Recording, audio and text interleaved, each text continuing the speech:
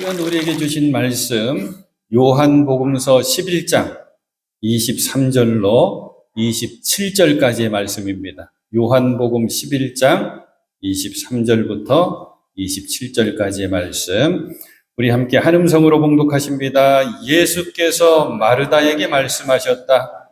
내 오라버니가 다시 살아날 것이다. 마르다가 예수께 말하였다. 마지막 날 부활 때에 그가 다시 살아나리라는 것을 내가 압니다. 예수께서 마르다에게 말씀하셨다. 나는 부활이요 생명이니 나를 믿는 사람은 죽어도 살고 살아서 나를 믿는 사람은 영원히 죽지 아니할 것이다. 내가 이것을 믿느냐? 마르다가 예수께 말하였다. 예, 주님. 주님은 세상에 오실 그리스도이시며 하나님의 아들이심을 내가 믿습니다. 아멘. 참 좋으신 주님의 은혜와 평화가 여러분에게 임하시기를 빕니다. 오늘은 부활절입니다. 부활절이면 우리 성도들이 하는 부활절 인사가 있다고 그랬어요. 작년에도 우리가 이렇게 인사를 했습니다. 한 사람이 주님은 부활하셨습니다 하고 먼저 인사하면 또 그 인사를 받는 사람이 네, 주님은 정말 부활하셨습니다 하고 인사하는 겁니다. 주님은 부활하셨습니다. 답할 때는 네, 주님은 정말 부활하셨습니다. 올해도 한번 해보겠습니다. 제가 합니다. 주님은 부활하셨습니다. 조금 헷갈리죠? 네, 주님은 정말 부활하셨습니다. 특별히 우리 한국 개신교인들, 우리 감리교회와 장로교인들은 부활절이 더욱더 소중해집니다. 왜냐하면 꼭 140년 전에 1885년이거든요. 140년 전은 그 해의 부활절. 그 부활절의 날짜는 4월 5일이었습니다. 제물포항에 배 한 척이 들어옵니다. 그 배에 아펜젤러 부부가 우리 감리교 선교사님 부부예요. 그리고 언더우드 선교사가 장로교 선교사가 조선 땅에 첫 발을 내딛습니다. 조금 시간이 지나서 아펜젤러 선교사가 선교부에 선교 보고를 이렇게 보내게 됩니다. 우리는 부활절에 이곳에 왔습니다. 조선에 왔습니다. 그날 사망의 철창을 쳐부수고 부활하신 주님께서 이 조선의 결박을 끊어주시고 하나님의 자녀로 빛과 자유의 세계로 인도해 주시기를 우리는 기도했습니다. 우리 기독교의 핵심, 우리 신앙의 두 기둥은 십자가와 부활입니다. 십자가 그리고 부활. 복음서에 보면 예수님께서는 제자들에게 여러 번 당신의 죽으심과 부활하심을 말씀해 주십니다. 나는 죽는다. 하지만 나는 다시 살아난다. 제자들은 이해할 수가 없었습니다. 저도 설교문에 이렇게 써놨어요. 이해 불가 당연지사. 당연합니다. 이해가 될 수가 없죠. 왜요? 모든 생명은 때가 되면 죽습니다. 그리고 끝입니다. 죽음은 그래서 당연하고 부활은 전혀 당연하지가 않습니다. 삶이 있으면 그곳에는 죽음이 있습니다. 산다고 하는 것은 죽음을 향해서 한 걸음 한 걸음 가는 것입니다. 그래서 죽음을 아무리 포장한다고 해도 아름다운 것이 될 수가 없습니다.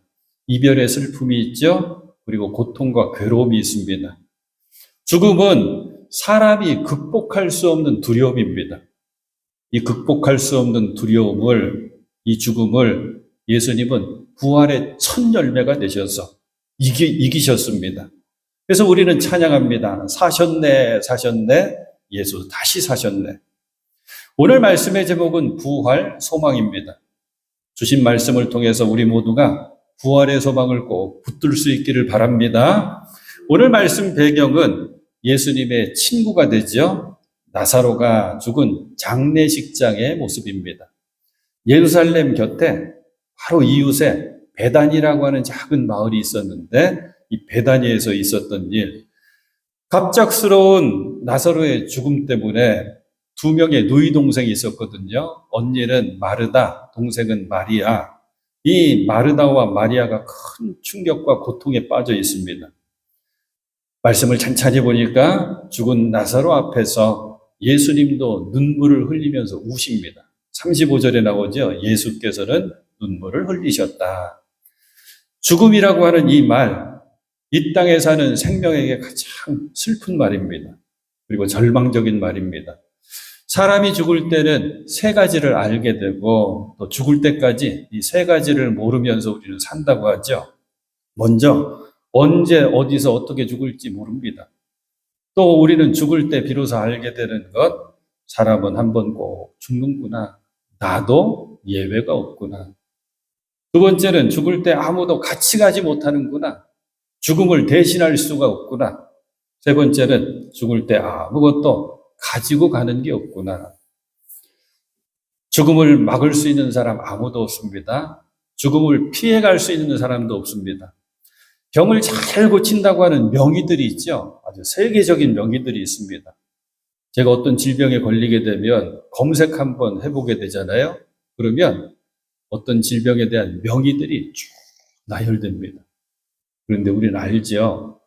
수백 명, 수천 명, 수많은 사람들을 고친 명의일지라도 자신의 죽음을 막을 방법은 없습니다.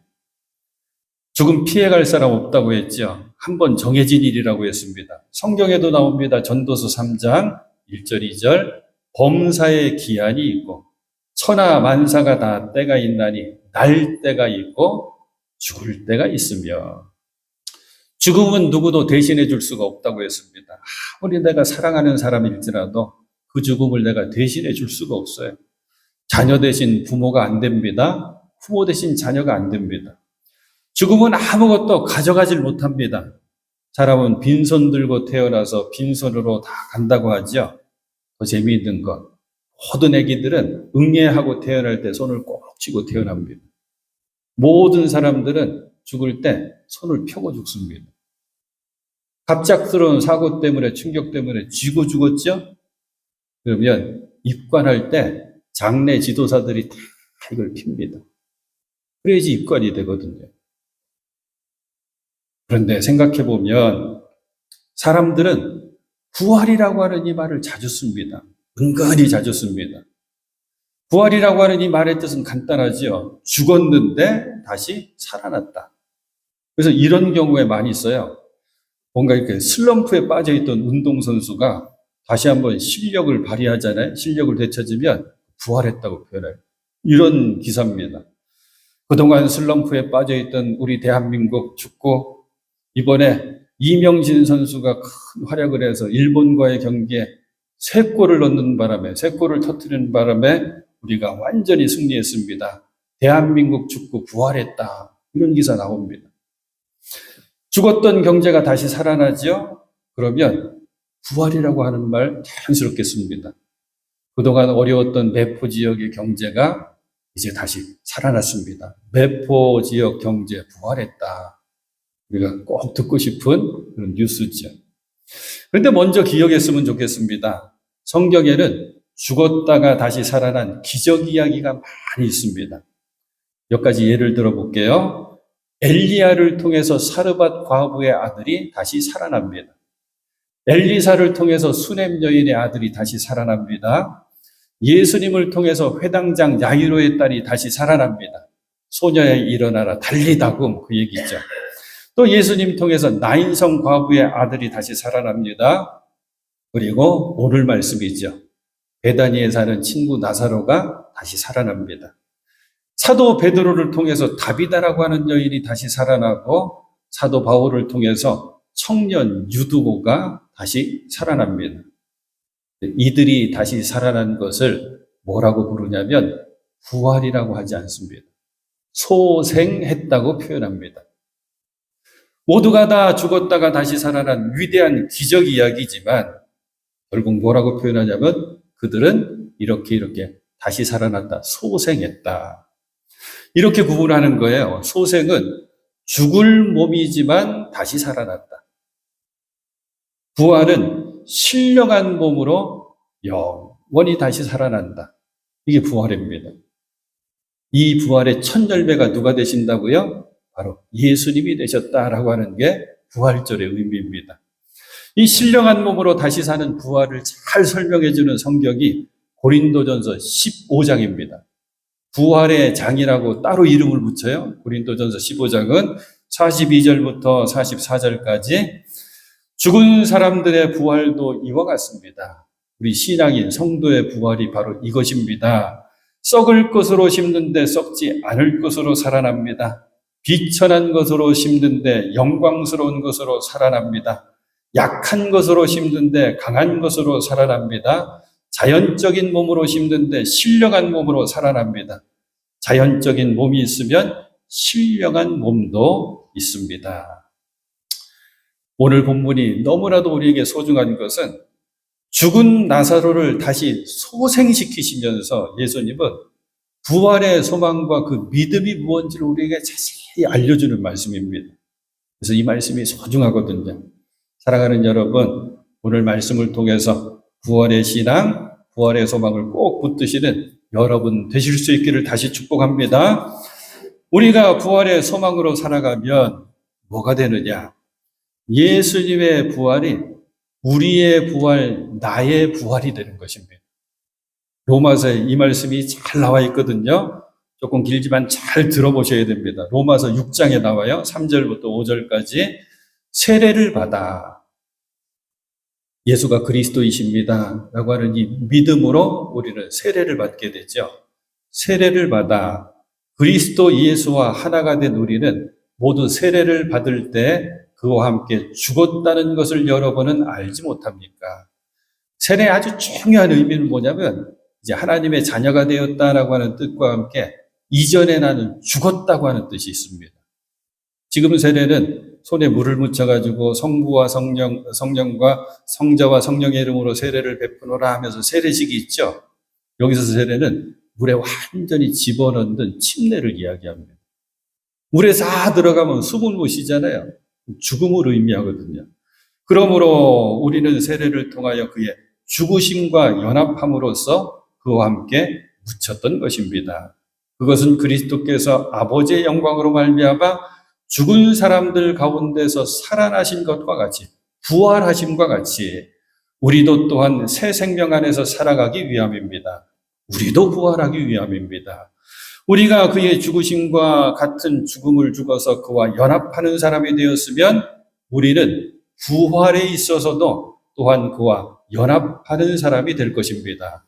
예수님의 부활이 나의 부활이 될 줄로 믿습니다. 이 고백에 8절 말씀, 우리가 그리스도와 함께 죽었으면 그와 함께 우리도 또한 살아날 것임을 믿습니다. 다시 베다니의 나사로의 장례식장으로 다시 가봅니다. 예수님께서 이것을 먼저 가르쳐 주시는데 이것이 부활신앙의 가장 중요한 것. 부활은 아는 것이 아니라 믿는 것이다 라고 하는 가르침입니다. 그래야지 우리는 부활의 소망으로 살아갈 수가 있습니다. 예수님 친구 나사로가 죽었다는 소식을 듣습니다. 베다니로 향해 가시는데 벌써 이틀 이상의 시간이 지연됐습니다. 마중 나왔습니다. 누이 동생인 마르다가 예수님 오신다는 소식을 듣고 마중 나왔습니다. 둘이 딱 만났어요. 기가 막힌 장면이죠. 이때 마르다가 예수님께 말을 합니다. 21절 말씀이 그것인데 제가 읽어드려요. 주님이 여기에 계셨더라면 내 오라버니가 죽지 아니하였을 것입니다. 동생인 마리아가 집에 머물고 있다가 집까지 오신 예수님을 만납니다. 그게 32절의 내용이에요. 똑같이 얘기합니다. 주님이 여기 계셨더라면 내 오라버니, 우리 오빠 나사로 죽지 아니하였을 것입니다. 이 말에는 원망도 담겨 있고 예수님을 향한 믿음도 담겨 있습니다. 원망은 이거죠. 예수님 왜 이렇게 늦게 오셨어요? 예수님 빨리 오시지 왜 이렇게 늦게 오셨어요? 예수님 왜 이렇게 나흘 만에 오십니까? 장례 다 끝나갑니다. 3km밖에 안 떨어졌거든요. 마음 먹으면 몇 시간에 갈 수 있습니다. 그런데 믿음도 담겨져 있어요. 주님만 곁에 계셨으면 우리 오빠 알아 누웠을 때 그때 주님만 곁에 계셨으면 우리 주님 고쳐주셨을 텐데 그때 예수님께서 말씀하십니다. 23절 말씀, 내 오라버니가 다시 살아날 것이다. 이때 마르다가 예수님께 말하게 되죠. 예수님, 마지막 날 부활 때 우리 오빠가 나사로가 다시 살아나리라는 것을 내가 압니다. 그래요. 여기서 중요한 말이 마지막 날 부활 때. 유대인들은 메시아가, 그리스도가 다시 올 때 죽었던 이들이 다시 살아난다고 하는, 부활한다고 하는 믿음을 갖고 있었습니다. 조상들의 전통을 따라서, 조상들의 가르침을 따라서 마리아도 자기는 안다는 거예요. 마지막 날 그 부활의 때, 그리스도가 우리 곁에 오실 때 우리 오빠도 죽었지만 다시 살아난다고 하는 걸 나 압니다. 하지만 지금은 어쩔 수 없습니다. 지금은 아닙니다. 우리 오빠 끝났습니다. 그거죠. 이때 예수님께서 이 말씀을 다시 해주시는 것입니다. 나는 부활이요 생명이니 나를 믿는 사람은 죽어도 살고 살아서 나를 믿는 사람은 영원히 죽지 아니할 것이다. 내가 이것을 믿느냐 하시죠. 마르다가 이제 대답합니다. 예수님께 말하죠. 주님은 세상에 오실 그리스도이시며 하나님의 아들이심을 내가 믿습니다. 이때 마리아가 예수님, 우리 오빠도 그리고 나도 부활할 것을 믿습니다. 답해주면 너무 쉬울 텐데 뭐라고 고백했어요? 주님은 그리스도이시며 하나님의 아들이심을 내가 믿습니다. 예수님께서 그리스도가 되시니까, 그리스도 되신 예수님이 오셨으니까 마지막 날 부활의 때가 있는 거죠. 여러분 주목하여 보십시오. 안다고 했던 마르다가 이제 믿는다고 합니다. 내가 압니다. 하지만 내가 믿습니다. 부활의 영광은 믿는 자에게 주시는 것입니다. 바울이 이런 고백을 해요. 빌립보서 3장 10절 11절 내가 바라는 것은, 내가 정말 소망하는 것은 그리스도를 알고 그분의 부활의 능력을 깨닫고 그분의 고난에 동참하여 그분의 죽으심을 본받는 것입니다. 그리하여 나는 어떻게 해서든지 죽은 사람들 가운데서 살아나는 부활에 이루고 싶습니다. 사랑하는 여러분, 이런 뜻이에요. 나의 간절한 소망이 요 한 가지입니다. 예수 그리스도 우리 주님의 부활의 능력을 내가 깨달아 믿어서 어떻게 해서든지 나도 부활에 이루고 싶습니다. 여러분, 이 바울의 소망이 여러분의 소망이 되시기를 바랍니다. 이 바울의 고백이 여러분의 고백이 꼭 되시기를 바랍니다. 부활의 소망으로 사는 사람은 어떤 삶을 살 수 있을까? 아주 여러분들도 부활의 소망으로 다 사셔요. 하지만 쉽게 편안하게 이야기로 해드릴게요. 장터 한켠에 할머니 한 분이 물건을 팔고 있었어요. 후성기 조금, 과일 조금, 소소한 것 조금. 근데 이분의 특징은 뭐냐면 항상 즐거워요. 항상 기뻐요. 지나가다 보면 행복해 보여요. 손님이 어느 날 물어봤대잖아요. 할머니 언제나 그렇게 즐거워 보이세요? 행복해 보이세요? 할머니는 근심 걱정도 하나도 없으신가 봐요. 할머니 대답합니다. 천만에요. 근심 걱정하는 사람이 세상에 어디 있나요? 내게도 힘든 일이 있고 고통스러운 일이 있고 괴로운 일이 있고 짜증나는 일이 있고 그래요. 나도 걱정 근심 계속 생깁니다. 그런데 어떻게 그렇게 즐겁게 행복하게 그렇게 살아갑니까? 나는 3일의 비밀이 있어요. 3일의 비밀. 그게 뭐예요? 3일의 비밀, 이것은 내가 문제 생길 때마다, 문제 만날 때마다 먼저는 주님께, 예수님께 그 문제를 다 맡깁니다. 그리고 3일 동안 기다려보는 거예요. 예수님께서 무덤에서 3일 만에 부활하신 것처럼 그 문제가 해결되는 모든 3일이면 다 족하더라고요. 더 길게 그 문제가 이어질 때도 물론 있지만 나는 이것을 믿기 때문에 늘 기쁘게 살게 되더라고요. 사랑하는 여러분, 부활은 아는 것이 아니라 믿는 것, 부활이요 생명이신 주님을 믿고 의지하셔서 부활의 소망으로 이 기쁨으로 그리고 평안함으로 살아가시는 여러분 되실 수 있기를 먼저 축복합니다. 자, 두 번째입니다. 믿음은 순종을 이끌어냅니다. 순종을 만듭니다. 부활의 영광은 순종할 때 주시는 것입니다. 십자가 없이는 부활이 없다. 이런 유명한 말이 있어요. 십자가 없으면 부활이 없다. 먼저는 십자가다. 십자가 없이는 영광이 없다. 이거 영어로도 많이 쓰는 간단한 영어거든요. No cross. 크로스가 십자가예요. 십자가 없으면 no crown. 크라운은 왕관입니다. 영광이 없다. 우리 사순절 내내 생각했잖아요. 십자가 바라봐야 됩니다. 십자가 품고 생각해야 됩니다. 그리고 마침내 나의 십자가 내가 찾아지고 주님 따라가야 됩니다. 그래서 결론을 이렇게 줬잖아요. 십자가가 뭐냐? 우리 예수님께서 하나님의 뜻을 찾고 붙들고 그 하나님의 뜻을 이루어드린 이루어드린 것, 그게 십자가입니다. 이걸 다른 말로 바꾸면 하나님의 뜻에 순종한 자리가 십자가입니다. 하나님의 영광을 볼 수 있는 조건은 너무나도 간단하고 분명하고 정확합니다. 주님의 말씀에 대해서 순종하는 것입니다. 그대로 순종하는 것입니다.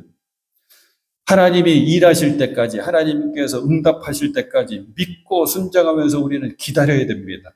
하지만 이게 너무나도 어렵습니다. 믿음으로 순종하는 것이 너무나도 힘듭니다. 이렇게 어렵습니다. 이 말씀 한번 보십시오. 39절. 예수께서 돌을 옮겨 놓아라 하시니, 이쪽의 장례 문화는 땅에 묻는 것이 아니라 동굴을 만들어요. 굴을 파가지고 거기에, 그게 다 가족묘입니다. 조상 대대로 거기에 묻히는 거예요. 그래 놓고 무덤의 입구를 큰 돌로 막아 놓습니다. 이 돌을 옮겨 놓아라 하시니 죽은 사람의 누이 마르다가 말하였다. 주님, 죽은 지가 나흘이나 되어서 벌써 냄새가 납니다. 무덤은 이미 돌로 막아놨습니다. 그 돌 틈 사이로 시신 썩은 냄새가 이제 새어나오기 시작했습니다. 그 얘기예요. 이렇게 순종하기가 힘든 거예요. 바로 전에 주님은 그리스도시고 하나님의 아들이십니다. 고백했더니 마르다도 안 되는 겁니다. 하지만 예수님 마르다에게 믿음을 가지고 바로 순종하라고 가르쳐 주시죠. 그게 40절 말씀입니다. 예수께서 마르다에게 말씀하셨다. 네가 믿으면 하나님의 영광을 보게 되리라고 내가 네게 말하지 않았느냐. 믿으면 하나님의 영광을 보리라. 이 말씀에 마르다와 마리아 그리고 함께 있었던 사람들이 그대로 예수님 말씀에 순종합니다. 41절 사람들이 그 돌을 옮겨 놓았다. 이때 예수님께서 하늘을 우러러보시면서 감사 기도를 드리십니다. 기도의 내용은 간단히 이거예요. 아버지, 내 말 들어주신 것 감사합니다. 지금 모인 이 사람들, 이 무리들에게 내가 그리스도인 걸 알게 해주시니 감사합니다. 아버지께서 나를 보내신 것을 믿게 하려는 것입니다. 이 감사 기도를 드리셔요.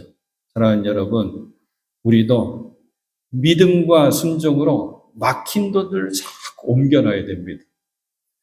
불신앙의 돌들이 있지 않습니까? 의심의 돌이 있지요. 부정적인 생각의 돌이 있죠. 고집의 돌은 얼마나 무겁습니까? 교만의 돌은 얼마나 큽니까? 걱정, 근심, 염려가 다 돌들이 있죠. 미워하고 분노하는 것도 다 돌입니다.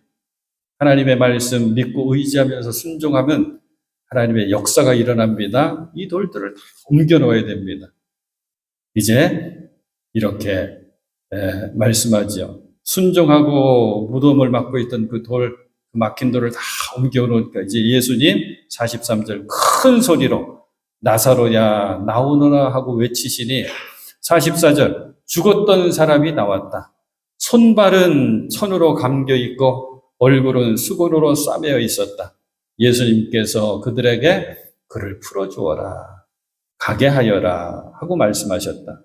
초상집이 잔치집이 된 겁니다.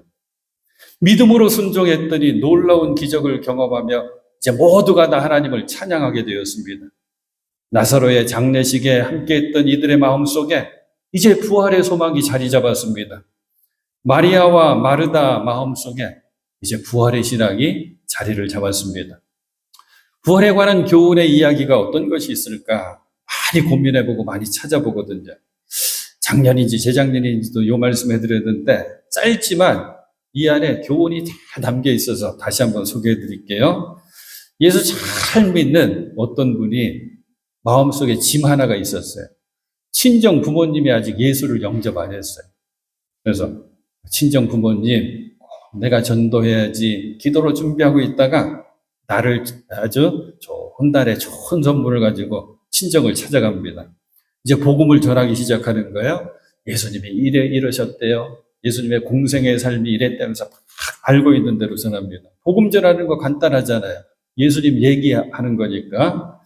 그러니까 예수님 30살쯤 공생의 삶을 사시면서 이렇게 가르쳐 주시고 이렇게 고쳐 주시고 막 얘기를 하다가 이제 33살쯤 됐을 때, 3년쯤 됐을 때 예수님 십자가 얘기를 해야 되는 거예요. 더 힘이 들어가죠. 그래서 예수님 그분은요, 정말 아버지와 어머니 위해서 십자가에 달려서 못 박혀 달리시고 고난받으시고 마침내 죽으셨어요. 근데 갑자기 아버지가 이렇게 이야기를 하시는 거예요. 아유, 잘 알지도 못하는 양반이 젊다는데, 아유, 나와 네 애미 위해서 죽었다는데 고맙긴 하다. 근데 왜 굳이 그랬다냐? 그러더래요. 굳이 그런 일을 했다냐? 딸이 당황했어요. 서둘러서 말했습니다. 예, 아버지, 하지만 염려하지 않으셔도 돼요. 예수님은요, 사흘 만에 다시 살아나셨어요. 부활을 또 얘기한 거예요. 그 어머니가 또 대꾸를 합니다. 아예 그렇게 살아날 것, 왜 이렇게 죽었다냐. 어쨌든 다시 살아났다니까 천만다행이다. 젊은 사람이라는데 그러더래요. 중요한 거 두 가지가 있다 그랬죠. 첫 번째는 굳이 그런 일을 왜 했다냐 이거예요. 예수님 왜 굳이 십자가 지셨나요? 나를 위해서, 나를 대신해서 굳이 십자가 지셨습니다. 두 번째 소중한 것, 다시 살아났다니 천만다행이다 이거예요. 사망 권세에 이기신 예수 그리스도의 부활은 나의 문제, 나의 풀어낼 수 없는 죽음의 문제까지도 해결해 주셨으니 정말 천만다행인 거죠. 사랑하는 여러분, 이 부활의 소망, 부활의 신앙을 가진 사람은 이제 소망으로 힘차게 살아갈 때 인생의 가장 큰 문제, 어려운 문제, 죽음의 문제를 해결했으니까 이제는 내가 얼마나 오래 살까 이거 신경 안 씁니다.